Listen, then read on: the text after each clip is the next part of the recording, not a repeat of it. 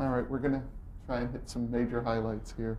One of the Disney Touchstone television shows that obviously has a major historical importance, and I'd love your perspective on, was Ellen DeGeneres' show, Ellen. Talk a bit about that. Well,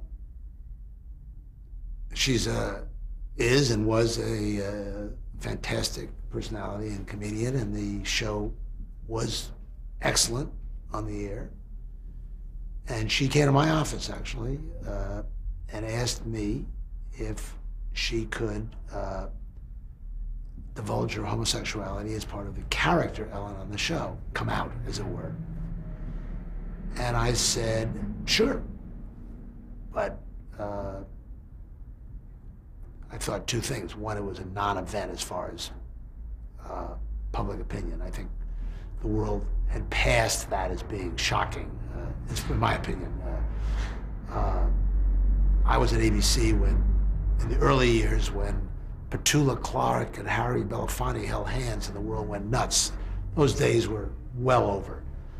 And it, you know, as we talked about before, we had made That Certain Summer, and there were a lot of way earlier. So to me, the homosexuality was a non-issue, none. And I thought it was a good storyline. So my mind went to, hey, this is a good idea.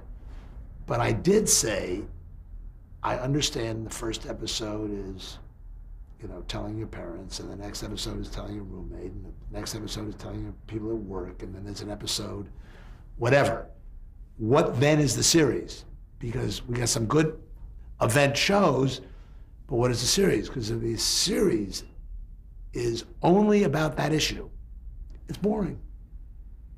Who cares? We're beyond that. The series is about you living and doing and going to work and looking for friends and the Mary Tyler Moore Show, great. If the series is only about that, I think we have a problem. And I think what happened is that's what the series became only about. It started off great, we had big ratings, it's a giant hit, and then it fell apart. And I don't think it had anything to do with the subject matter falling apart. It had to do with it got boring. The same show every week. Now when Ellen is on the air, it's not an issue. She's a personality, she interviews people. Every show is not about her personal life or not her personal life. It just became too much about one thing. So I don't think it was breakthrough at all. I think it was that we had broken through the industry and the country had broken through that so long, so much earlier. Nobody cared. What they cared about is it became repetitive. That's my analysis of the Ellen story. Now, talk about the circular structure of your life and your career. Talk about the run-up to and the actual Disney merge with ABC Cap Cities. Well, I had been trying to buy ABC since 6 months after I was at Disney. I knew ABC. I knew every bit about ABC. We could have bought it for $2 billion instead of $19 billion later. At a certain point in time,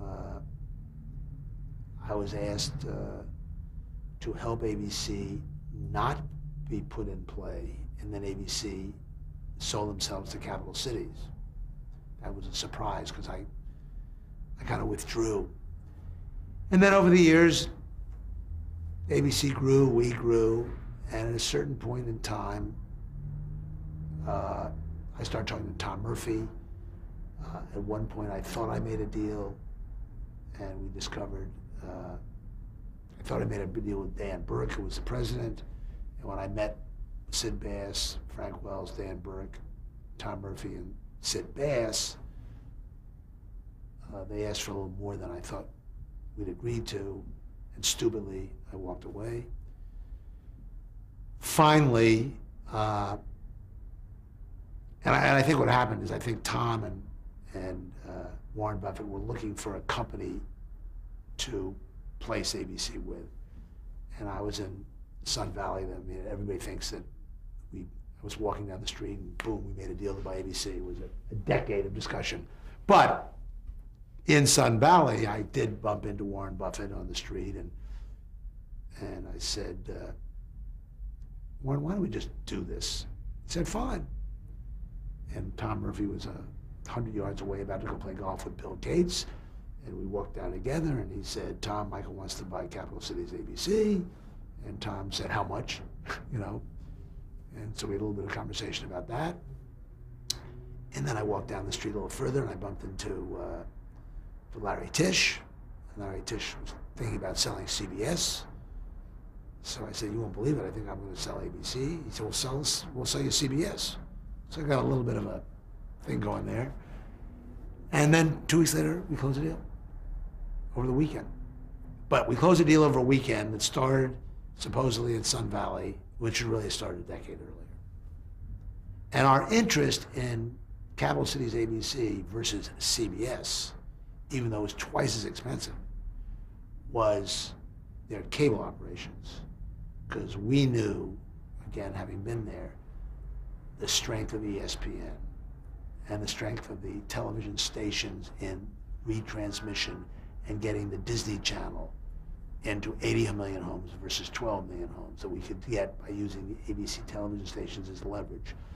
And we knew that ESPN and ESPN2 had strength, and I knew that George Bodenheimer and his people had made a deal that there was going to be 20% per year increases in what cable paid ESPN if they got the NFL.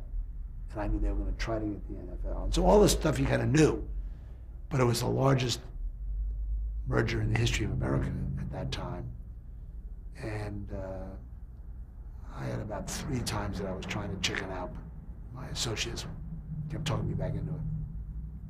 Now, once all these pieces were put together, what was your role in sort of the whole grand scheme of everything? No different. It was cheerleader. I got involved with ABC. I knew ABC primetime was falling apart. I mean, it wasn't that it was falling apart. It was that all those shows that Bob Iger had put on were now aging, and I knew they didn't quite have the replacements for them. So we knew there was going to be a period of primetime falling apart. I knew daytime was strong. Good Morning America was not as good as the Today Show. They had no late night. Sports was fine. ESPN was great. Arts, A&E, Lifetime, History Channel was just beginning. And I knew I was going to have to live through a lot of criticism because ABC was going to take a while to rebuild. Now, was part of what motivated you, and I'm not sure in terms of the historical line, maybe you can help me with this. At this point, the network could own its programming. Were you thinking about, I'm going to want to be able to get our Disney shows on ABC's air, and that's very compatible, and you know the whole idea of vertical integration and ownership was actually going to enhance sort of both sides of that? Not really, because if I wanted to get a show on ABC, it would still have to be a great show. And I had enough relationships at ABC, CBS, NBC, we did. And people talked about that. That wasn't really it.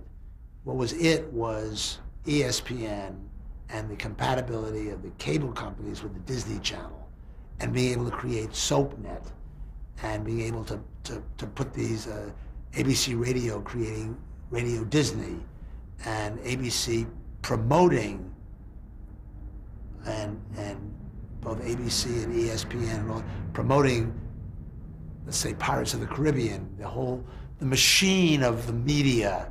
It wasn't the vertical integration, it was the power of the whole. And also you have to remember at that time, we were about to compete with major international competitors. And I did not think, and we did not think, that there was an American company, the American companies would survive. You had Sony, you had Matsushita, you had Vivendi. It was all going outside the United States. So I thought the only way that we're going to be able to compete, get movie theaters around the world, have the economic strength, is to attach ourselves with another big company. And it has turned out to be a fabulous acquisition. 90% of acquisitions are disasters in American business. They never work. Everybody thinks they can run it better, that they'll justify a high price because they're geniuses. This one actually did work because I'm not saying it was so thought through, but it was kind of like it just was the right time and the right place. By the way, Disney would not exist but for this, because we were coming at the end of this enormous cycle of animation resurgence, beginning with The Little Mermaid, and we, at the moment that we bought Capital Cities, ABC, was the moment that Lion King came out. And the chance of continuing that kind of run, which was enormously beneficial in an economic way as well as a creative way and a reinventing Disney, couldn't continue. We had just started a little itty-bitty, Toy Story with Pixar. We were experimenting, but we knew that this juggernaut, economic juggernaut that we had created was going to slow down.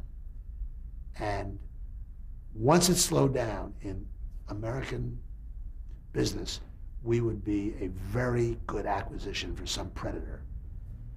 And I just didn't see any alternative but this acquisition. And it turned out that the growth for Disney in that next 4 or 5 years, 6 years, was basically the cable networks with ESPN.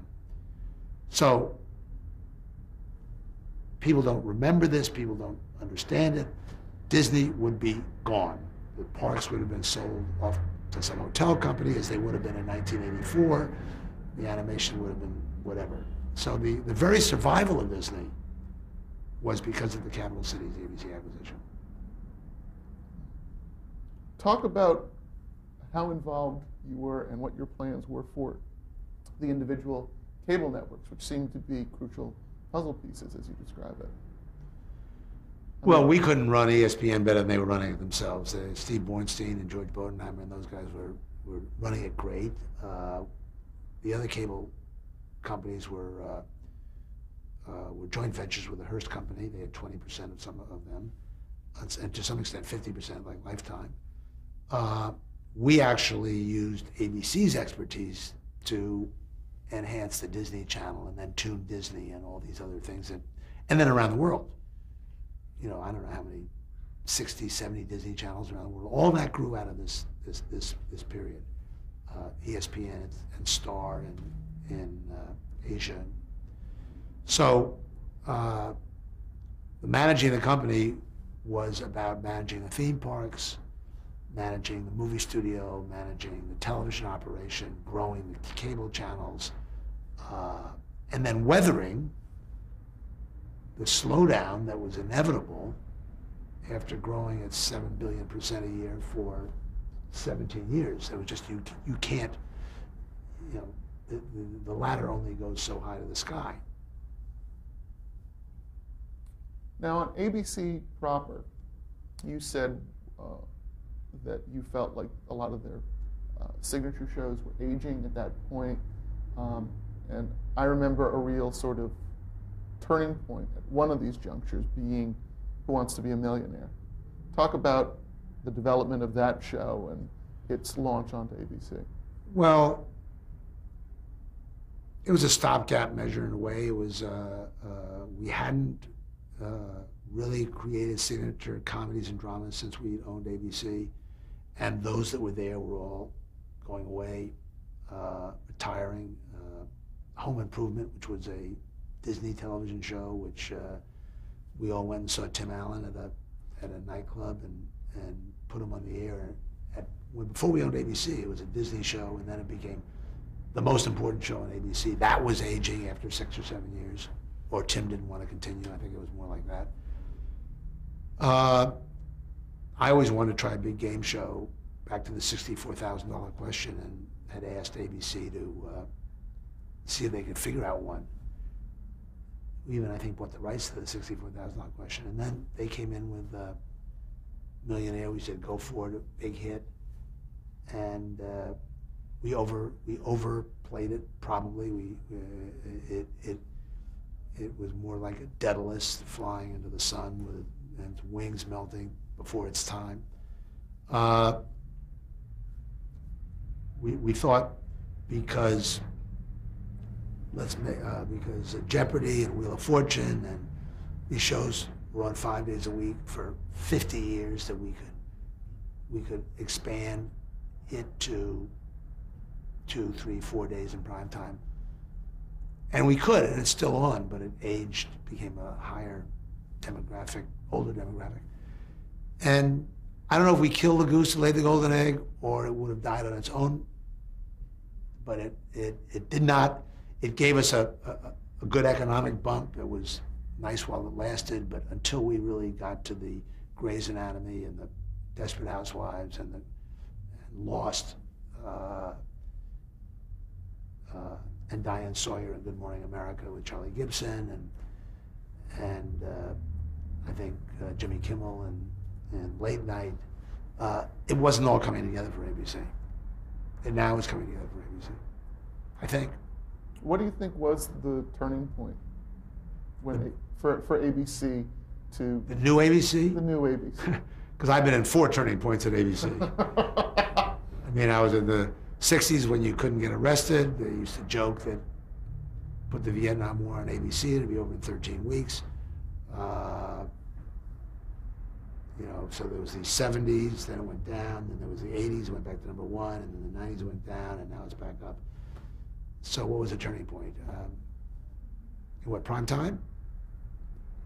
Yeah, prime time. I guess Desperate Housewives, Lost, and Grey's Anatomy, that combination.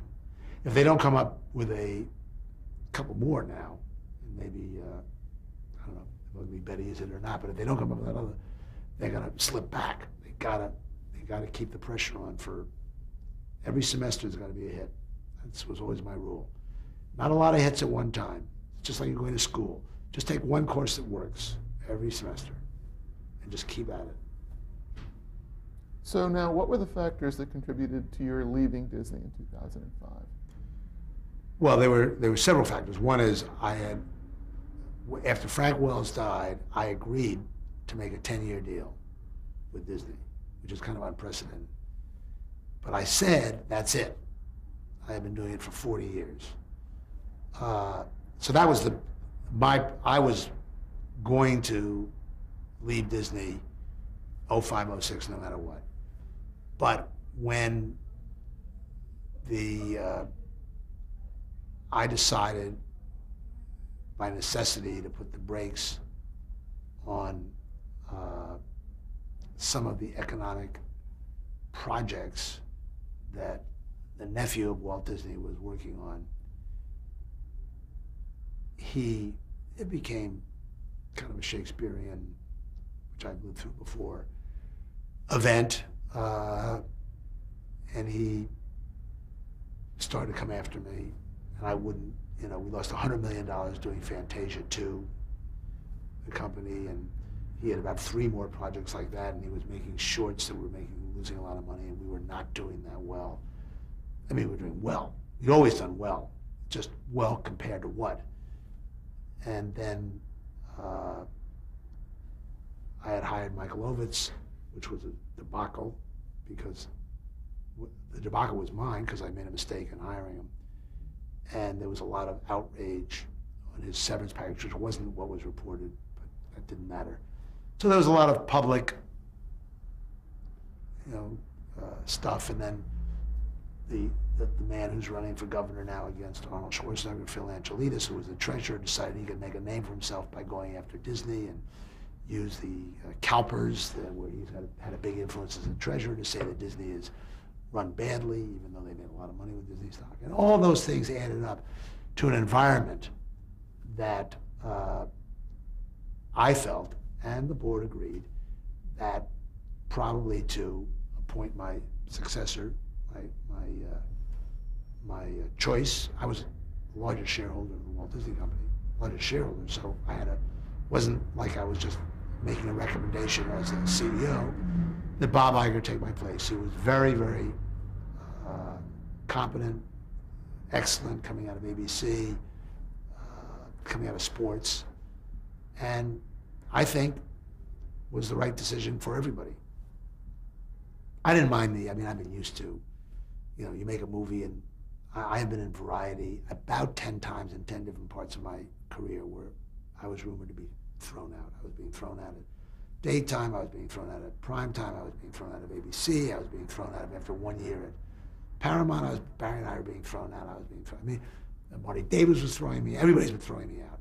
And then something happens and works well, and then I'm not being thrown out. I mean, I've always thought, from the day I started in 1965, that I'm like a manager of a baseball team. And managers of a baseball team have a couple bad seasons and they get fired. And it's not a shameful thing. So I've always waiting to be fired, and really, it didn't really ever happen, although I think at Paramount they were happy to see me go. And I decided that when I left Disney about a year ago, that the only way to do it for me, although I'm very friendly with all of them, and I still have a big rooting interest in the company, is to really leave. I didn't want to stay. Well, I'm on no boards. I don't want to sit there and see 5-year plans that don't mean anything. And here, I just don't want to do that. I've done that enough. So I'm on no boards, including the Disney board. I'm on a lot of nonprofit boards, but I'm on no corporate American boards.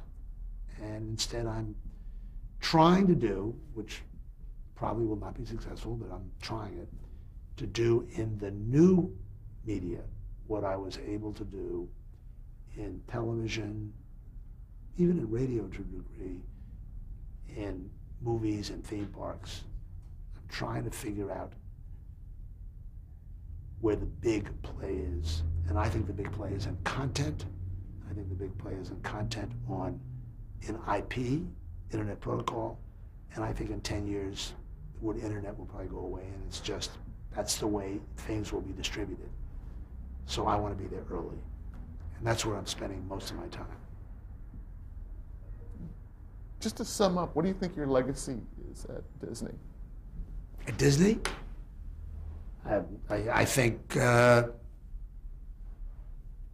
what I think my legacy is and what it really is and what people will think it is are probably 3 different things, so I don't know. Just your perspective. What would, if you had to put it in a nutshell?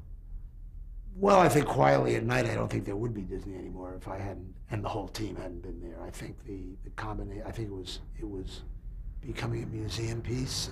It was eventually would atrophy. It would have been broken up into its parts, and part of the library would be at MGM, and part of the theme parks would be owned by Marriott or somebody. I think putting it together with Capital Cities ABC changed it, and I think I was maniacal about the brand and the quality of the brand and the quality of the products and the quality of the service, and I think and the quality of the architecture. And maybe my legacy will be the architecture. We built 80 buildings. We changed the way America looks at architecture. Not alone. Jerry Hines in Houston started building buildings with named architects, but he was the only one. I took a $1 billion lawsuit not to build a bunch of ugly hotels. And when I first got there in Walt Disney World, and we had a competition, and Michael Graves designed them, and then we built these theme parks in 80 different buildings with the Bob Stearns and the Bob Venturis and the Michael Graves, and we were there with Frank Gehry before anybody, and all of this architecture proved, as Disney Hall does, which is not the Disney company, but architecture creates environments that create people wanting to go to them. So the LA Philharmonic was non-existent. It was existent, but it was not. Today it's sold out. Why? Because of the architecture as well as Disney Hall has made it an experience. Yes, and we did that, and I think the legacy of our thing is that I wouldn't build those horrible 70s motels. And I took a lot of, it was a, whether it was a Disney, Team Disney building that Michael Graves did, or Bob Venturi during the KABC. Bob Venturi built KABC over here and over there, wherever it is, in Glendale. And the Grand Floridian and the Beach Club and the Yacht Club and the Disneyland Hotel in Paris and the whole Euro Disney, spent a lot of money on Euro Disney, Hong Kong Disneyland. These are all way above even what Disney did as far as quality. So I think that if that culture stays there, at least the bricks and mortars will stay there. If the culture stays there, it will be a good legacy. Now, there is no legacy that goes very long. You know, unfortunately, other people will do it, and they may end up, not this administration, but the next, the one after that, they'll be, you know, convenient and economically frugal, and they'll say it's good enough. Good enough is death. You know, there's only two words that I want to hear when I'm an executive. It stinks, or some expletive about it that I know is bad, or it's fantastic. Everything in the middle, it's okay, that's horrible. Anybody says, how's the movie? It's okay. How was that television show? It's good. Those are death words. Because in the entertainment business and in life, I think, it's fantastic or it's crap. And there's no in between. And the crap you get rid of, and the fantastic you kind of honor and idolize. Talk about your interview show, Conversations with Michael Eisner. How did that come about, and just how you enjoy doing the show now? Well, I was on Charlie Rose, and he said, what are you going to do next? And I was joking, and I said, well, maybe I'll do what you do. And he said, why don't you? And I said, I don't know. And so the next thing I know, I replaced him for one episode interviewing John Travolta and Barry Diller. And people told me it went well. And then I figured, then a network called me and said, do you want to continue doing that? And I thought, well, if I have to interview Sumner Redstone, who I did last week, or Mark Cuban, who I did last week, or Ted Turner, who I did, or Howard Stringer, or Steve Martin, or Marty Short, or Goldie Hawn, or Candy Bergen, and all those people I've interviewed, I have to study it. I have to get up to speed. If I'm going to interview, Mark Cuban about, HDNet, I gotta find out where HDNet is going. If I'm going to interview, the YouTube guys or the Google guys or the Terry Semel or whomever, I got to know what's going on. So I'm doing two things to stay current and not to drift into Alzheimer's. One is I'm doing this interview show. They say you're supposed to do crossword puzzles. I don't like crossword puzzles, so I'm doing the interview show. And then I'm speaking in places either I haven't been or there are opportunities. So I'm going to Copenhagen next week. I'm going to Delhi the week after. I'm going to Dubai the week after that. I spoke in Toronto, not at the film festival, but during the film festival, so I could be there. And then I flew back on Air Canada. The entire plane was agents and film festival people. So for 5 hours, this guy sitting next to me from Germany, I got complete education on the independent financing of feature films around the world. So if you just sit at home and read the LA Times, you're not going to do it. So I'm doing that. It's not easy. I feel the travel's not easy, but what's not easy about the interview show, Conversations, is getting everybody in the same room at the same time. The people I want to interview, first of all, if they stood on Broadway in New York, they'd have as many people watch it as if they were on my show. So there's nothing they're going to get. Their career, Rupert Murdoch is not going to get a career change by being on my show. So I got to beg these people. I got to get them at the same time. I got to use relationships.